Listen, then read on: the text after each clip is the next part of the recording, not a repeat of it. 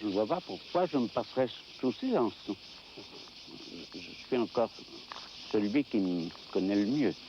Hein?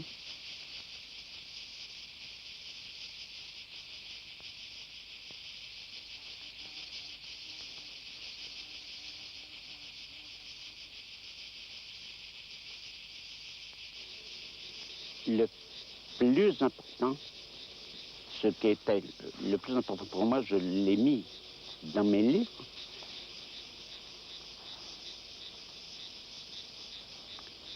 Pas parce que je parle à la première personne.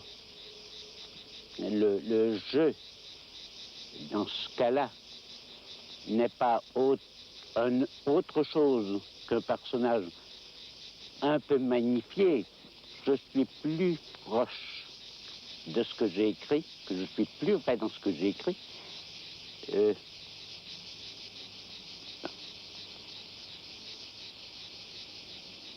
Parce que, vraiment, je l'ai écrit en prison. Et j'étais persuadé que je ne sortirais pas de prison. Pourquoi jamais retourner en prison? Je vais essayer de vous donner une explication qui vaut ce qu'elle vaut, je ne sais pas. J'ai l'impression que vers la trentaine, 35 ans, j'avais en quelque sorte épuisé le charme érotique des prisons. Et des prisons pour hommes, bien sûr. Et si j'ai toujours aimé l'ombre, même gosse, je l'ai aimé peut-être jusqu'à aller en prison. Je ne veux pas dire que j'ai commis mes vols pour aller en prison. Je les ai bien sûr, je les ai commis pour bouffer. Mais enfin, ça me conduisait peut-être intuitivement vers l'ombre, vers la prison. Et puis, vers 35-36 ans, j'ai voulu voyager. J'ai eu envie d'aller vers l'Orient, bien avant vous autres. J'ai eu envie d'aller du côté de Katmandou, par exemple. Arrivé à Istanbul, j'avais déjà marre du voyage. Le voyage m'emmerdait. Je suis revenu en Grèce. Et pour la première fois, j'ai vu quelque chose d'étonnant pour moi. L'ombre aussi, mais mêlée à la lumière. Et les 4 années que j'ai passées en Grèce ont été les 4 années les plus ensoleillées, probablement, de ma vie. Mêlée d'ombre. L'ombre, dans ce cas, si vous voulez, c'était l'ombre des bains de vapeur, l'ombre des cinémas à soldats, avec des soldats vraiment très en relief. J'ai aimé la Grèce aussi parce que c'est avec les pays du monde arabe le pays où la charge érotique est probablement la plus intense. Et c'est peut-être pour ça que je suis resté si longtemps. En tout cas, je n'avais plus envie d'aller en prison. J'ai aimé la Grèce pour une autre raison encore, que je vais vous le dire. C'était et c'est le seul pays au monde où le peuple a pu vénérer, honorer ses dieux et se foutre d'eux. Ce que le peuple grec a fait à l'égard de l'Olympe, jamais les Juifs n'auraient osé, n'oseraient le faire encore pour Yahvé. Aucun chrétien n'oserait le faire pour le crucifié. Aucun musulman pour Allah. Les Grecs ont su se moquer à la fois d'eux-mêmes et se moquer de leur Dieu. Alors, je trouve ça épatant. quand j'étais gosse, évidemment, j'ai eu une enfance catholique, mais le Dieu, enfin, c'était surtout une image. C'était le gars cloué sur la croix, la jeune fille, comment ça s'appelle, Marie, devenant grosse avec une colombe. Tout ça ne me paraissait pas très sérieux. Hein? J'avais 15 ans à peu près, 14-15 ans. Et j'ai eu une maladie. Donc Dieu, si vous voulez, n'était pas sérieux et ne comptait pas dans ma petite existence d'homme de gamin de 1 à 15 ans. À 15 ans, j'étais à l'hôpital, j'ai eu une maladie, peut-être assez grave, pas grave, une maladie enfantine en tout cas. Et tous les jours, à l'assistance publique, à l'hôpital de l'assistance publique, et tous les jours, une infirmière m'apportait un bonbon. Et elle me disait, c'est le petit malade de la chambre à côté qui te l'envoie. Bon, puis j'ai été mieux au bout d'un moment. Au bout de 15 jours, j'ai voulu voir et remercier aussi ce gars qui m'envoyait un bonbon. Et j'ai vu un gars de 16 ou 17 ans qui était tellement beau que tout ce qui avait existé avant, pour moi, ne comptait plus. Dieu, la Vierge Marie ou n'importe qui n'existait plus. Il était Dieu. Et vous savez comment s'appelait ce gars qui était un gamin? Il s'appelait l'hiver. Comme l'autre s'appelait personne, si vous voulez. Et de ce d'hiver, qui, s'il existe encore, doit avoir 74 ou 75 ans. De ce d'hiver, on a tiré un tas de copies qui ont été tous les amants que j'ai eus jusqu'il y a une dizaine d'années. Mais pas des copies délavées. Au contraire, des copies quelquefois plus belles que l'original. Alors, Dieu, quand on parle de ça, c'est tout de même en Grèce que je l'ai connu mieux. En Grèce et, comme je vous l'ai dit, dans des pays arabes. Certains dompteurs utilisent la violence. Tu peux essayer de dompter ton fil. Méfie-toi. Le fil de fer comme la panthère et comme, dit-on, le peuple aime le sang. Apprivoise-le plutôt. La mort dont je te parle, n'est pas celle qui suivra ta chute, mais celle qui précède ton apparition sur le fil. C'est avant de l'escalader que tu meurs. Celui qui dansera sera mort, décidé à toutes les beautés, capable de toutes. Quand tu apparaîtras, une pâleur. Non, je ne parle pas de la peur, mais de ce contraire, d'une audace invincible. Une pâleur va te recouvrir. Malgré ton phare et tes paillettes, tu seras blême, ton âme livide. C'est alors que ta précision sera parfaite. Plus rien ne te rattachant au sol, tu pourras danser sans tomber.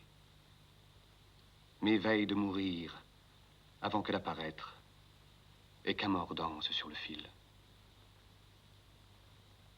J'ajoute pourtant que tu dois risquer une mort physique, définitive.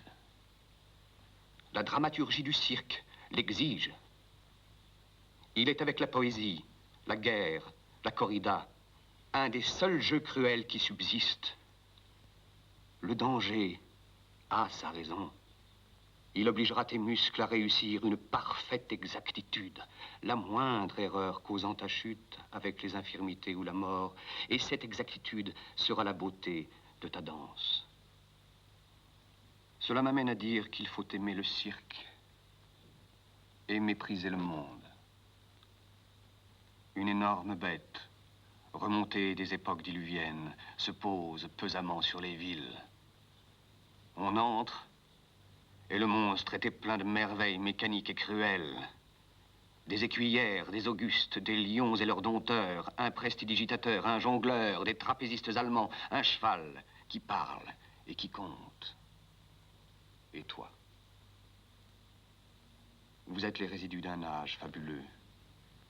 Vous revenez de très loin. Vos ancêtres mangeaient du verre pilé, du feu. Ils charmaient les serpents, les colombes. Ils jonglaient avec des œufs. Ils faisaient converser un concile de chevaux. Ne quittez jamais ce ventre énorme de toile. Ce sont de vains, de maladroits conseils que je t'adresse. Personne ne saurait les suivre.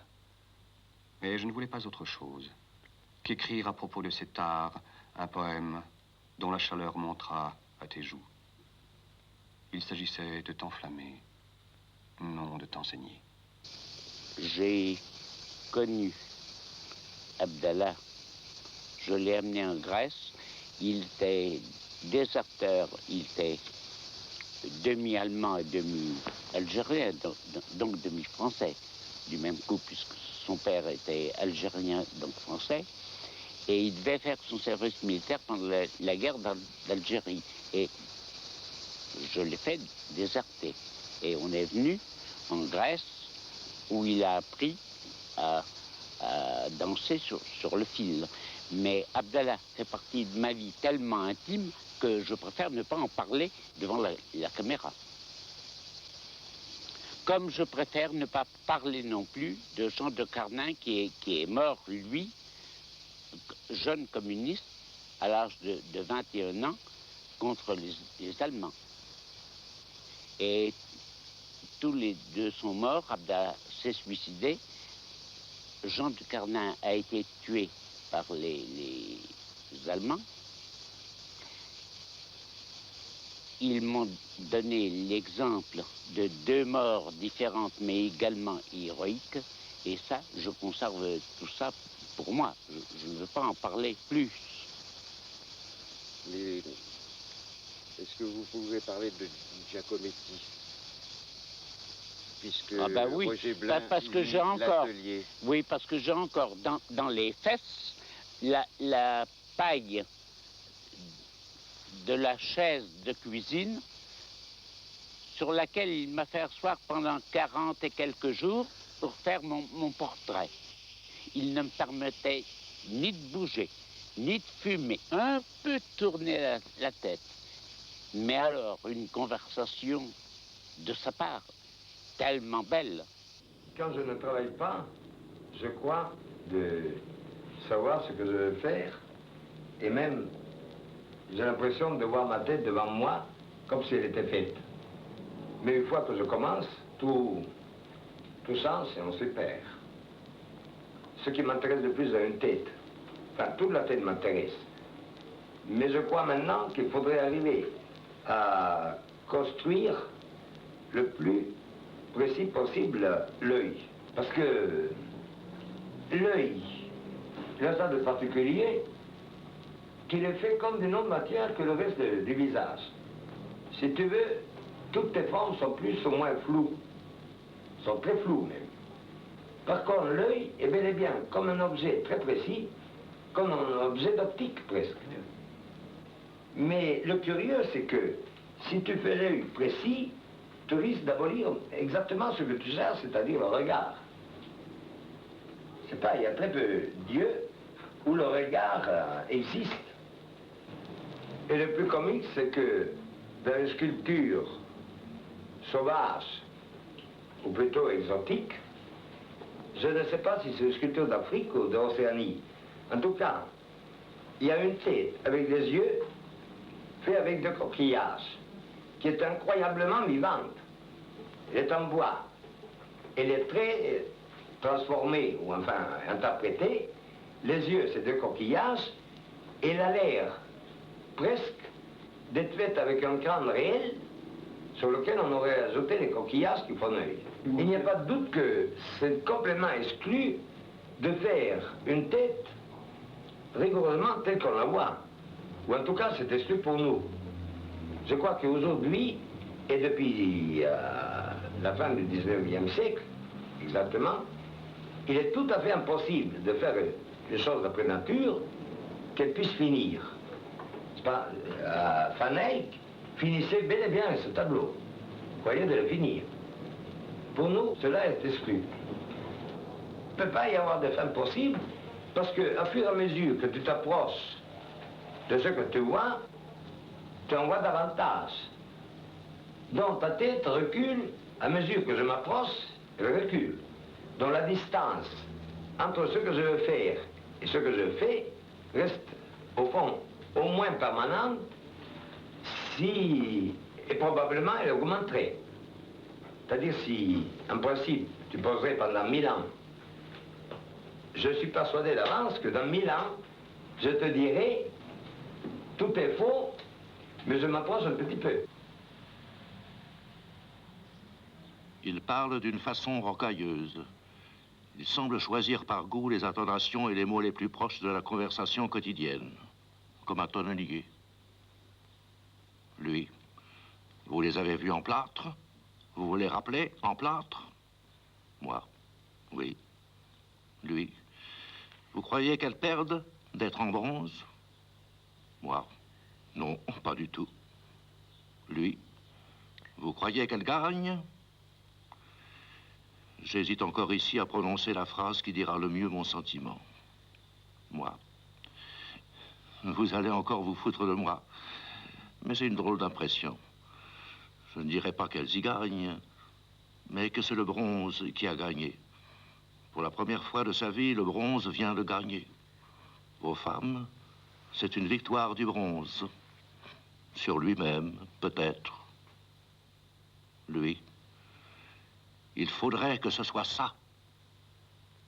À propos du bronze, lors d'un dîner, un de ses amis, par taquinerie sans doute, qui était-ce, lui dit, franchement, est-ce qu'une cervelle normalement constituée pourrait vivre dans une tête aussi plate? Giacometti savait qu'une cervelle ne pouvait pas vivre dans un crâne en bronze, eût-il les mensurations exactes de celui de M. René Coty. Et puisque la tête sera en bronze, et afin qu'elle vive, et que vive le bronze, il faut donc... C'est clair, n'est-ce pas? Bien sûr que je me souviens d'Alberto. C'est un des hommes que vous avez le plus admiré, vous m'avez dit. Le seul. Le seul? Oui.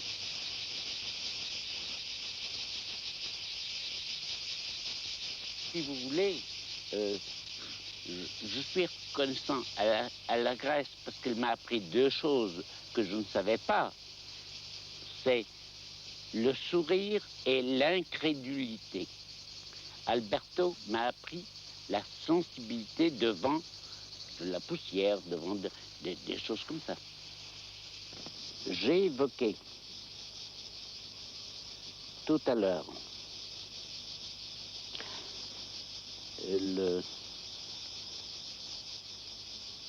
le pays où j'ai le mieux respiré, c'est la Grèce. Je vous ai parlé des deux jeunes gens que j'ai le plus aimés, Abdallah et de Carnat. Je vous ai parlé de l'homme que j'ai le plus admiré, c'est Giacometti. Ma vie s'achève à peu près, j'ai 71 ans, et vous avez devant vous ce qui reste de tout ça, de mon histoire et de ma géographie. Rien de plus. C'était pas grand-chose. Je suis né à Paris le 19 décembre 1910. Pupille de l'assistance publique, il me fut impossible de connaître autre chose de mon état civil. Quand j'eus 21 ans, j'obtins un acte de naissance. Ma mère s'appelait Gabrielle Genet.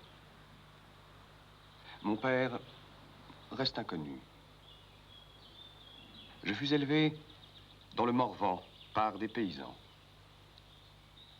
Quand je rencontre dans la lande, et singulièrement au crépuscule, au retour de ma visite des ruines de Tiffauges, où vécut Gilles de Rais, des fleurs de Genêt, j'éprouve à leur égard une sympathie profonde. Je les considère gravement, avec tendresse. Mon trouble semble commandé par toute la nature. Je suis seul au monde, et je ne suis pas sûr de n'être pas le roi. Peut-être la fée de ces fleurs. Elles me rendent au passage un hommage, s'inclinent sans s'incliner, mais me reconnaissent. Elles savent que je suis leur représentant vivant, mobile, agile, vainqueur du vent. Elles sont mon emblème naturel. Mais j'ai des racines. Par elles, dans ce sol de France, nourri des eaux en poudre des enfants, des adolescents enfilés, massacrés, brûlés par Gilles de Rais. Oh, que ma quille éclate, oh, que j'aille à la mer. Ce qu'il y a en effet d'étonnant, c'est que oh, que ma quille éclate, c'est le bateau qui dit ça, le bateau ivre. Et en argot, la quille, c'est la jambe. Et quand il avait 17 ans, Rimbaud dit « Oh, que ma quille éclate, oh, que ma jambe !» Et on lui coupe la jambe à l'âge de 37 ans au bord de la mer à Marseille. C'est tout ce que je voulais dire. C'est qu'il y a, il semble, je ne peux pas le démontrer, mais il semble qu'il y a chez tout homme, tout homme, poète ou pas, poète, je ne veux pas dire grand-chose, mais chez tout homme, hein, comme à un moment donné, quelque chose qui ressemble à un don prophétique sur soi, que lui-même ne voit pas. Je suis persuadé que Rimbaud a voulu dire et a dit qu'on lui couperait la jambe. Je suis persuadé qu'il a voulu son silence. Je suis persuadé, pour rester dans le domaine des poètes, que Racine a voulu son silence. Je suis persuadé que Shakespeare a voulu l'anonymat, en définitive. Et Homère aussi.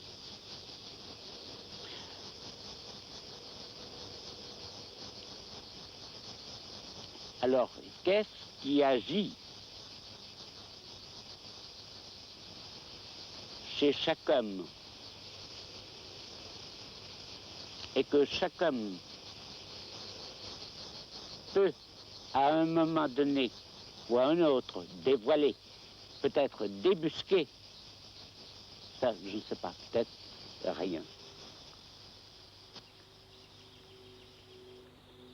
Une chose est sacrée pour moi. J'emploie bien le mot sacré. Sacré, c'est le temps. L'espace ne compte pas. Un espace, même un espace peut se réduire ou s'augmenter.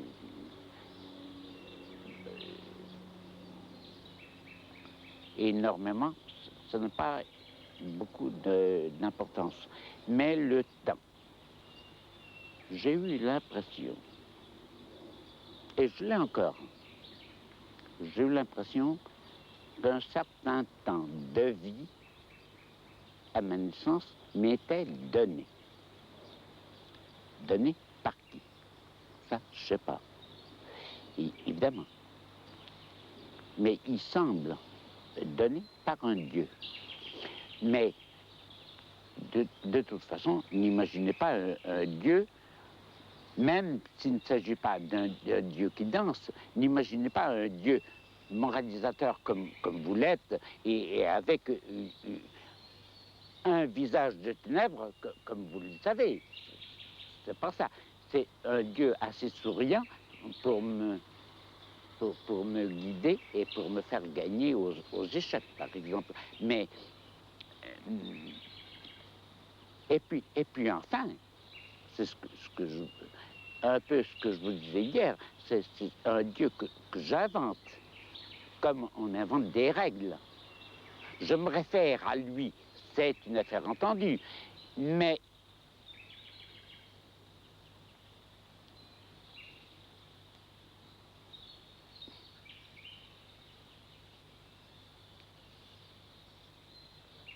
je me réfère à lui et je l'invente. Voilà tout ce que je peux vous dire. Mais il ne danse pas comme celui auquel voudrait croire Nietzsche. Il ne danse pas, mais il s'amuse. En tout cas, il s'amuse avec moi. Il ne me quitte pas une seconde. L'homme le plus anonyme a le même temps, ou un temps moindre, ou un temps plus grand, peu importe. Mais ce temps-là, il est sacré. Non seulement je ne dois pas y toucher, d'autres peuvent y toucher, c'est-à-dire me supprimer, me tuer, mais pas moi. Et pendant ce temps, pendant maintenant, 70 ans, il a fallu que je travaille ce temps. Il ne fallait pas que je le laisse en jachère, en quelque sorte, que je le laisse comme ça. Il fallait presque le travailler au feu, et presque nuit et jour. Et dans mon cas, évidemment, en blaguant, on peut dire que j'ai eu comme préoccupation de transformer ce temps en volume, en plusieurs volumes. Et il n'en restera rien du tout. Le jour où je mourrai, où je serai volatilisé, il ne restera rien du tout puisque je ne serai plus là. Donc volume, pas volume, tout ça, c'est de la blague. La postérité, ça n'a de sens que pour la postérité. Mais ça n'en a pas pour nous.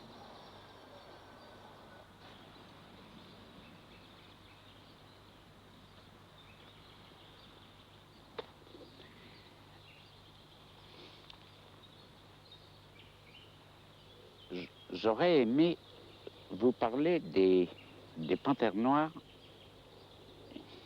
qui ont été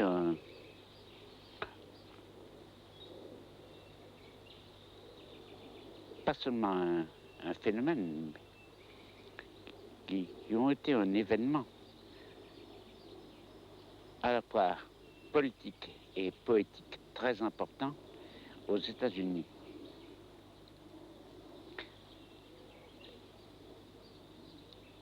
Il faut penser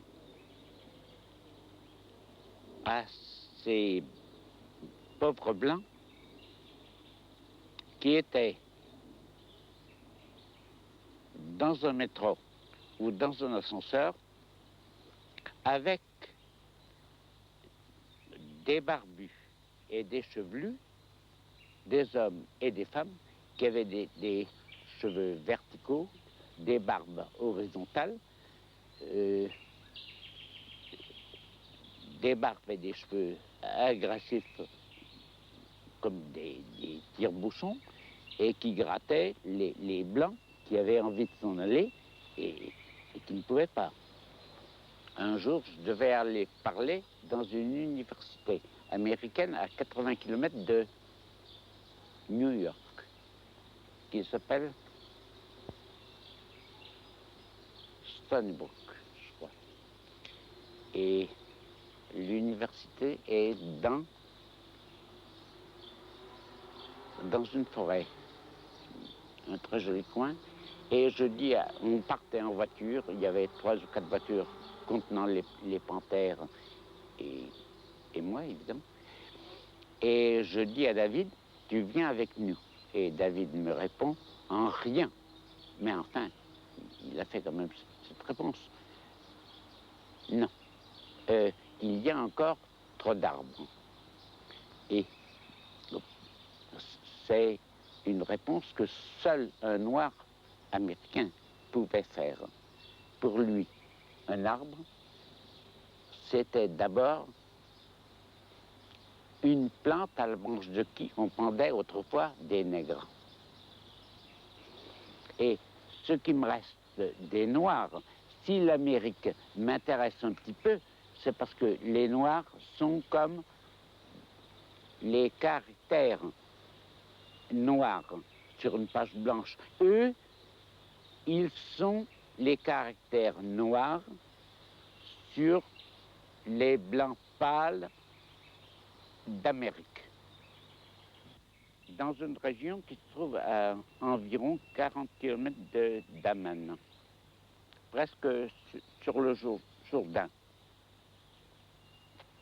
Il y avait une bataille entre les Fedaïnes, palestiniens, et les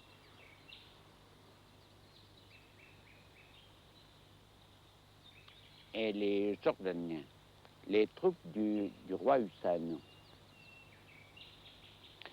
Un cinéaste avait demandé l'autorisation, un cinéaste français du reste, avait demandé l'autorisation à Arafat ou à un de ses copains de filmer la bagarre, lui-même étant dans la bagarre, c'est-à-dire très près des lieux de combat, et on n'a pas voulu. Les responsables militaires n'ont pas voulu. Le cinéaste a cru peut-être que les responsables militaires prenaient soin de sa vie. Ils voulaient la protéger. Pas du tout. Il s'agissait d'autre chose, à mon avis. Les responsables palestiniens savaient les dangers de la caméra. L'espèce de séduction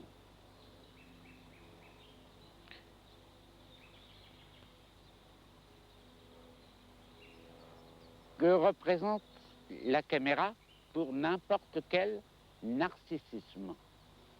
Et que des combattants, sachant qu'ils sont filmés, combattraient mal. Ils combattraient moins bien.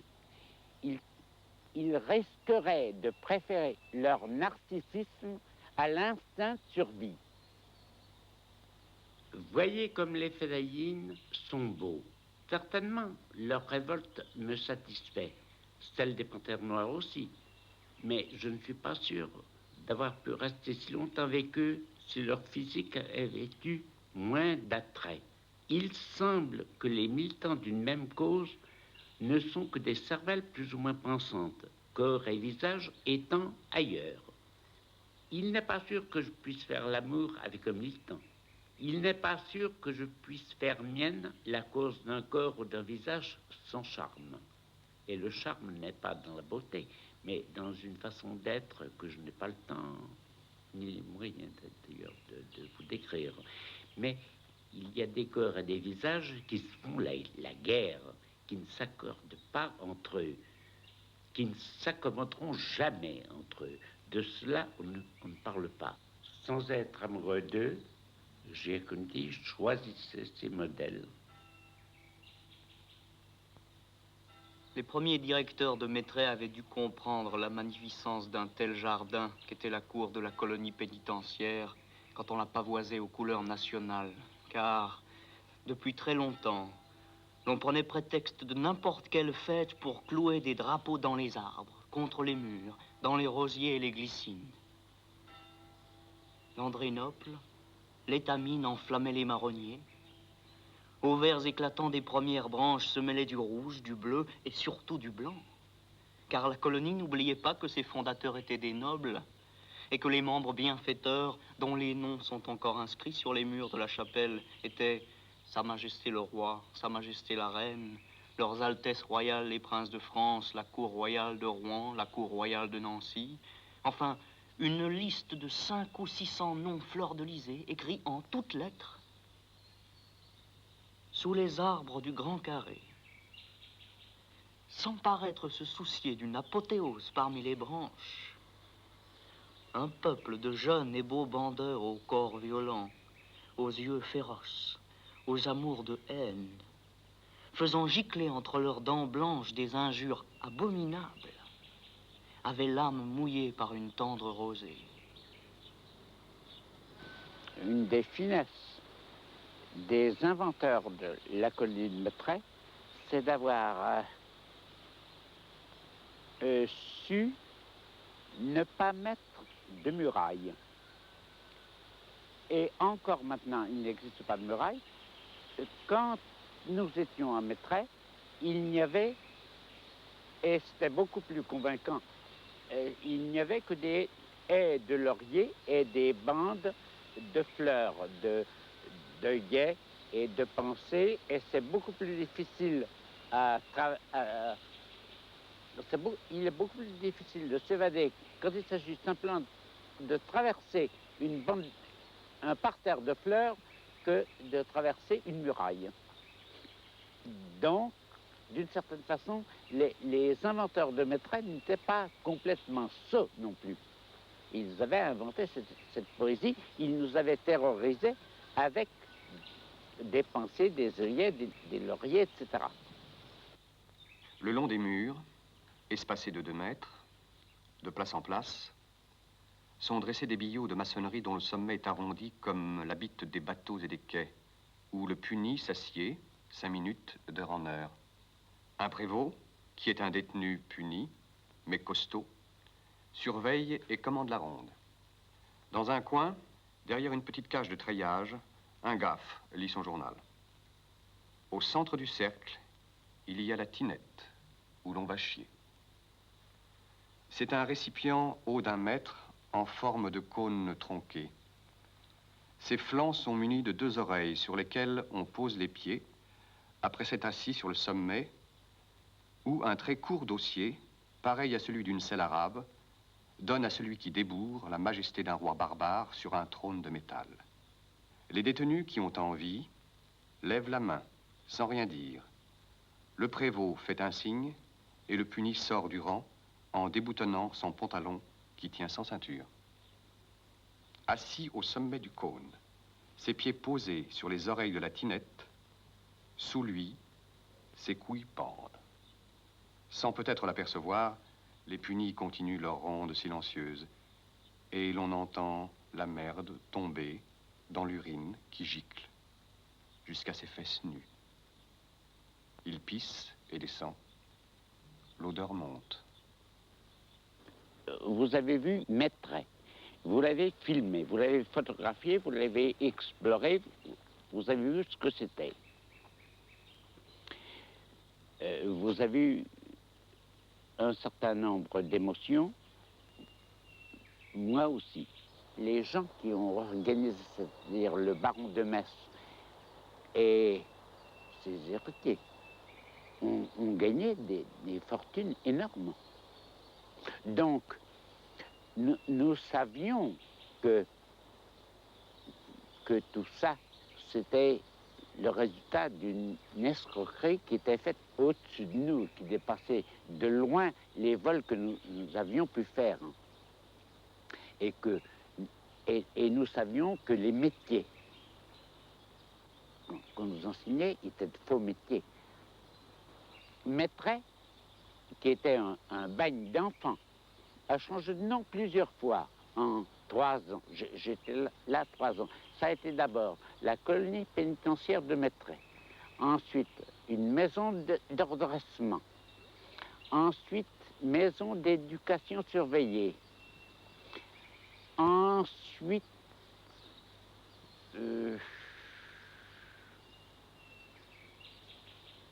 j'ai un peu oublié toutes les appellations, mais elles étaient toutes de plus en plus gentilles. Et nous n'avons jamais été condamnés par des juges. Nous étions soit pour vol, soit pour une petite délinquance à la mesure des enfants, à la mesure, à la taille des enfants, une toute petite délinquance. Nous étions acquittés comme ayant agi sans discernement et confiés à la colonie pénitentiaire de Mettray. Mais ça restait un bagne, le bagne que c'était. Il semble que les juges n'aient pas fait cette réflexion. C'est qu'un gosse qui va en prison, il y retourne. Parce qu'il se dit, après tout, tant qu'il n'a pas connu la prison, il en a peur.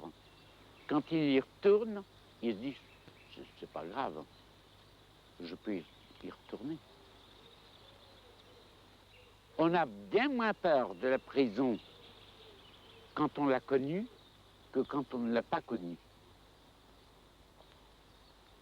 Alors, qu'est-ce que vous voulez faire ou qu'est-ce que veulent faire les honnêtes gens ou les gens du gouvernement quand ils veulent réinsérer, c'est toujours leur mot,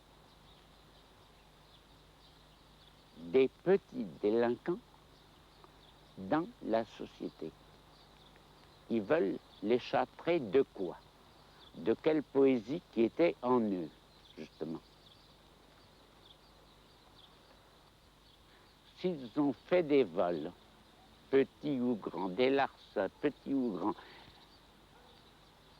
des fugues, des vagabondages, ce qu'on fait quand on a 15 ans et qu'on en prend pour 3 mois ou 6 mois, c'est que la société ne vous convient pas. Alors, si on veut les réinsérer, on ne commet pas quelque chose comme un outrage. Je dirais que maintenant, les honnêtes gens vont en prison. C'est-à-dire des jeunes ou des hommes qui se trouvent dans une situation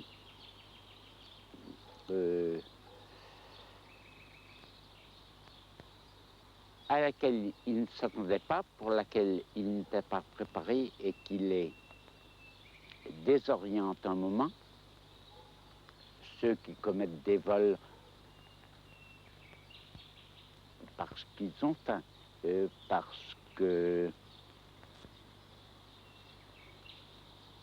ils veulent une moto ou des choses comme ça.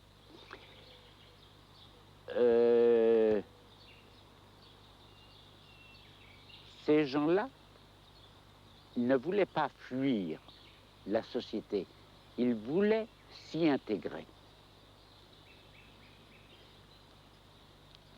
Mais les vrais prisonniers, j'ai presque envie de vous citer le vers de Baudelaire, mais les vrais voyageurs sont ceux-là seuls qui partent pour partir. Les vrais prisonniers sont ceux-là seuls qui vont en prison parce qu'ils aiment, parce qu'ils détestent cette société, en tout cas parce que ça les emmerde. Et cela ne suicide pas, je crois, que les seuls gens qui se suicident, c'est les gens qui n'ont jamais aimé la prison. Mais je vous assure, il y a des gens, et j'étais un de ceux-là, qui ont aimé la prison.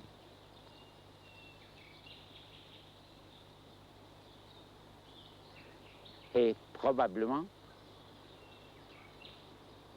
parce qu'on ne pouvait que détester le monde social tel qu'il était, tel qu'il est maintenant.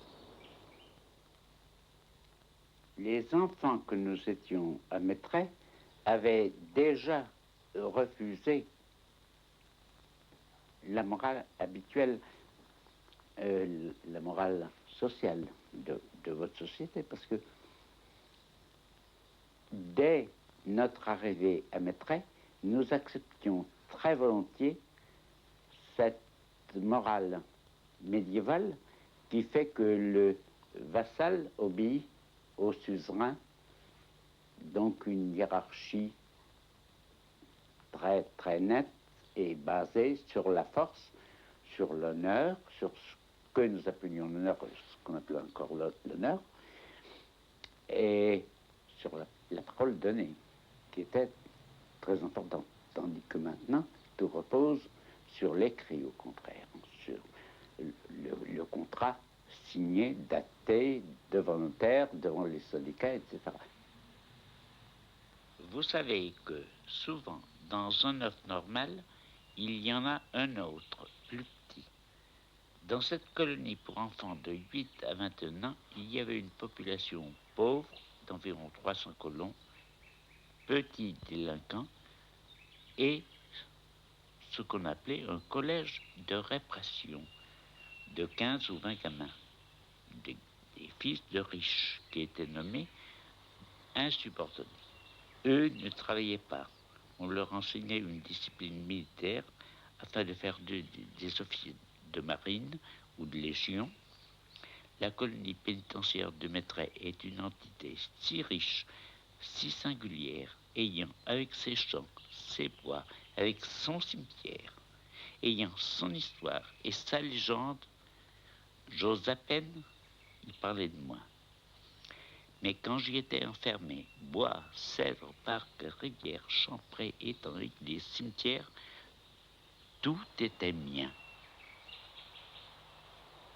Paradoxalement, dans l'enfer que vous avez pu photographier, que vous avez pu voir vous-même, j'ai été heureux. J'y ai connu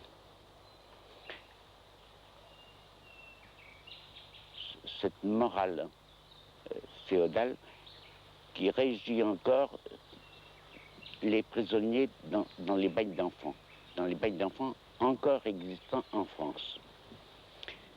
Quand j'ai perdu quelque chose, c'est quand j'ai écrit et que j'ai tiré des bénéfices pécuniaires de ce que j'avais écrit. J'ai perdu certainement une fraîcheur. Ce qui m'a donné un peu de, si j'en ai eu, un peu de, justement, de fraîcheur, c'est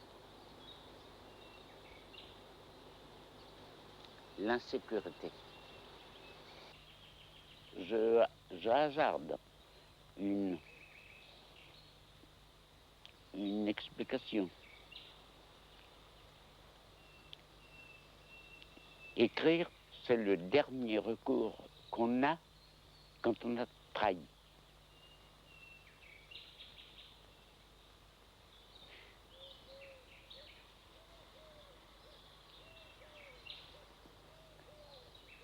Il y a encore autre chose que je voudrais vous dire. J'ai su très vite, dès l'âge de 14-15 ans à peu près, que je ne pourrais être que vagabond ou voleur. Un mauvais voleur, bien sûr, mais enfin voleur. Ma seule réussite dans le monde social était pour être de cet ordre, si vous voulez, contrôleur d'autobus ou